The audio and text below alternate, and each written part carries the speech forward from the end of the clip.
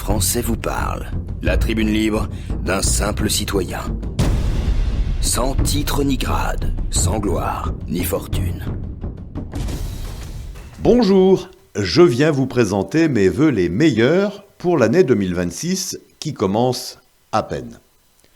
Comme il est de tradition, deux magnifiques feux d'artifice ont illuminé un peu partout le ciel de France pour fêter l'arrivée de cette nouvelle année.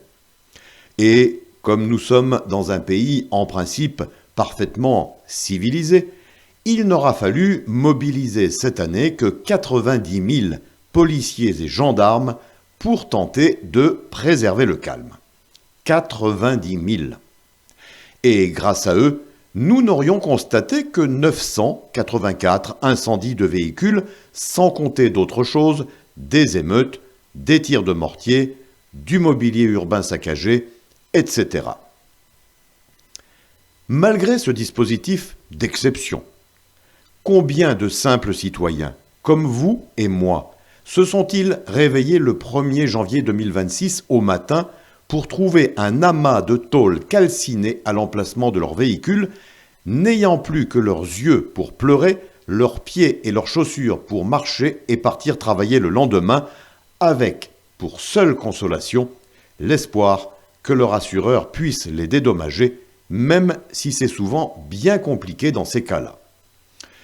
Et le pire, c'est que parfois, lorsque les pompiers arrivent pour tenter de mettre fin au désastre, ils se font attaquer par des hordes de sauvages, devant parfois attendre pour intervenir d'être préalablement sécurisés par la police ou la gendarmerie qui, pour ce faire, se mettent elles-mêmes en danger sans réellement pouvoir se défendre si leurs agents ne veulent pas finir en garde à vue ou en prison, à la place des fauteurs de troubles qui rient à leur nez et continuent leurs exactions.